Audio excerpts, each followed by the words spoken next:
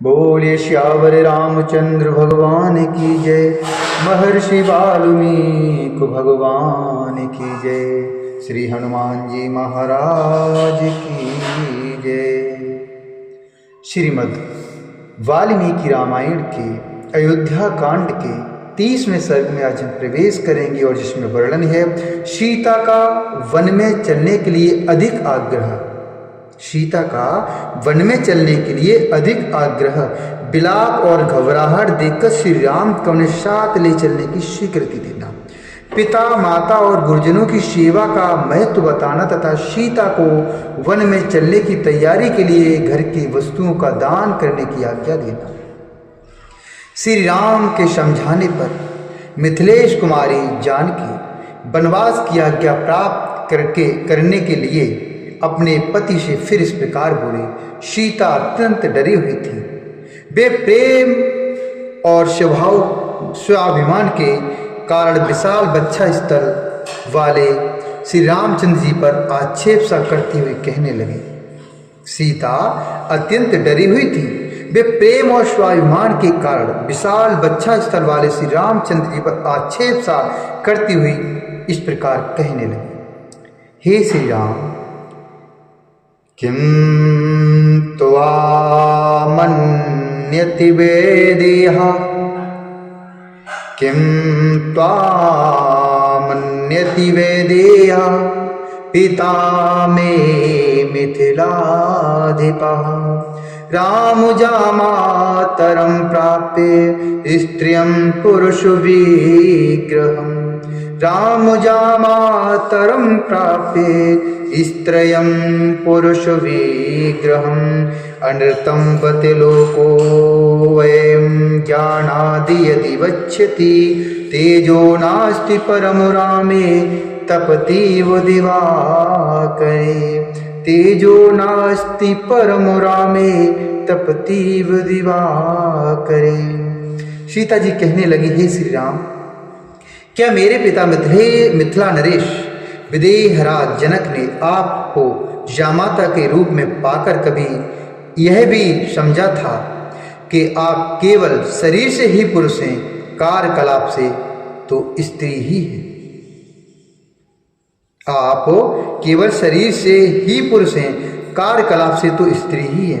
हे नाथ, आपके मुझे छोड़कर चले जाने पर संसार के लोग अज्ञानवश यदि यह कहने लगे कि सूर्य के समान तपने वाले श्री रामचंद्र में तेज और पराक्रम का अभाव है, तो उनकी यह असत्य धारणा मेरे लिए कितने दुख की बात होगी। आप क्या सोचकर विषाद में पड़े हुए, अथवा किससे आपको भय हो रहा है, जिसके कारण आप अपनी पत्नी अर्थात मुझ सीता का जो एकमात्र आपके ही आश्रित है पर त्याग करना चाहते हैं। जैसे सावित्री धुमतसेन कुमार वीरवर सत्यवान की ही अनुगामिनी थी, उसी प्रकार आप मुझे भी अपनी ही आज्ञा के अधीन समझिए।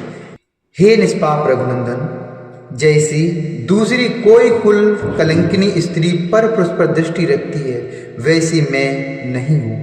मैं तो आपके सिवा किसी दूसरे पुरुष को मन में भी नहीं देख सकती, इसलिए आपके साथ ही चलूँगी, आपके बिना अकेले यहाँ नहीं रहूँगी।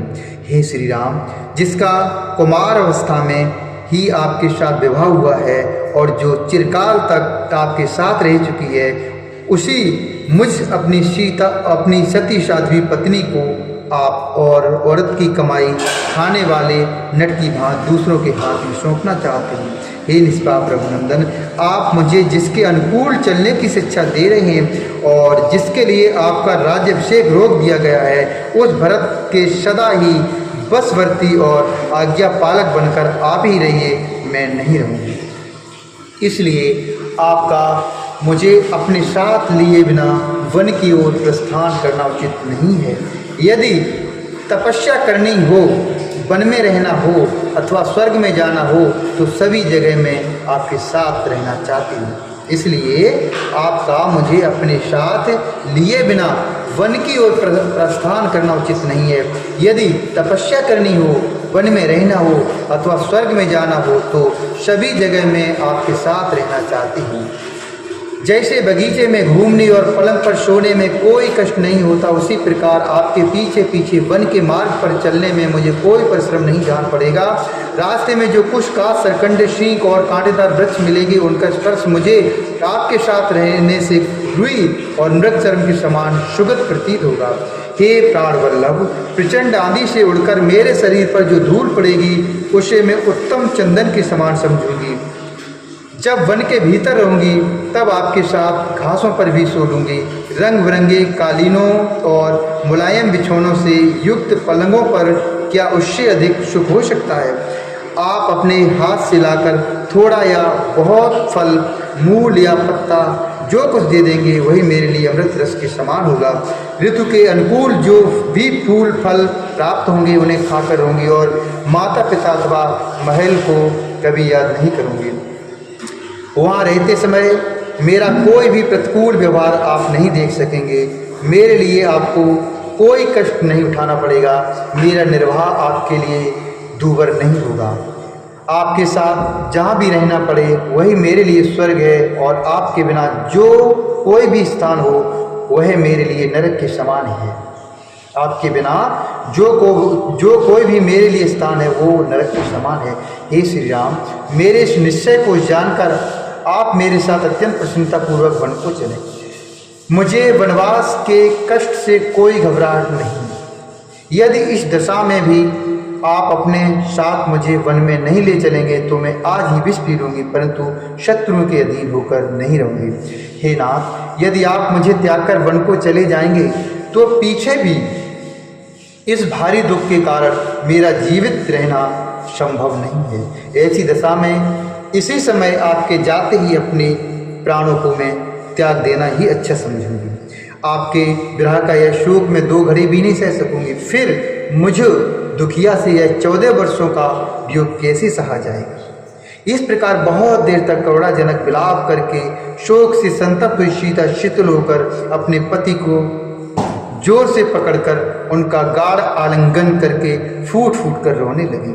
जैसे कोई हथनी विस्मय बुझे हुए बहुसंख्यक बाणों द्वारा घायल कर दी गई हो, उसी प्रकार सीता श्री रामचंद्र जी के पूर्वोक्त अनेकानेक वचन द्वारा मर्माहत हो उठी थी। अतः जैसे अरड़ी आग प्रकट करती है उसी प्रकार वे बहुत देर से रोके हुए आंसुओं को बरसाने लगी। उनके दोनों नेत्रों से स्फटिक के समान निर्मल संताप जनित अश्रुजल झर रहा था, मानो 2 कमलों से जल की धारा गिर रही हो। बड़े बड़े नेत्रों से सुशोभित और पूर्णिमा के निर्मल चंद्रमा के समान कांतिमान हुए मनोहर मुख संताप जनित ताप के कारण पानी से बाहर निकाले हुए कमल के समान सूख सा गया था। सीता जी दुख के मारे अचेत हो रही थी। श्री रामचंद्र जी ने उन्हें दोनों हाथों से संभाल कर हृदय से लगा लिया और उस समय उन्हें सांत्वना देते हुए कहा, हे देवी, न देवी बत दुखेन स्वर्गम विरोचये, नहि मे अस्ति भयं किंचति स्वयं भोरिव सर्वतः। हे देवी, तुम्हें दुख देकर मुझे स्वर्ग का सुख मिलता हो तो मैं उसे भी नहीं लेना चाहूँगा। स्वयंभू ब्रह्मा जी की भांति मुझे किसी से किंचित भी भय नहीं है। हे शोभानने, यद्यपि वन में तुम्हारी रक्षा करने के लिए मैं सर्वथा समर्थ हूँ, तो भी तुम्हारे हार्दिक अभिप्राय को पूर्ण रूप से जाने बिना तुमको वनवासिनी बनाना मैं उचित नहीं समझता था। हे मिथिलेश कुमारी, जब तुम मेरे साथ वन में रहने के लिए ही उत्पन्न हुई हो तो मैं तुम्हें छोड़ नहीं सकता। ठीक उसी तरह जैसे आत्मज्ञानी पुरुष अपनी स्वाभाविक प्रसन्नता का त्याग नहीं करते।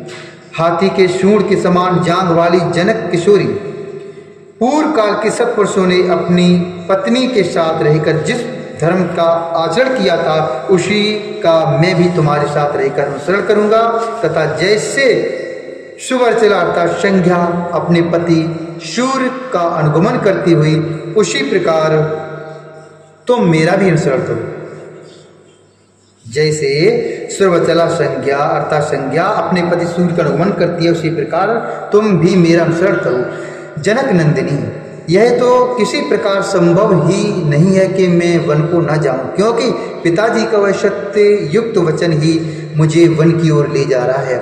हे सुश्रोणी, पिता और माता की आज्ञा के अधीन रहकर रहना पुत्र का धर्म है, इसलिए मैं उनकी आज्ञा का उल्लंघन करके जीवित नहीं रह सकता।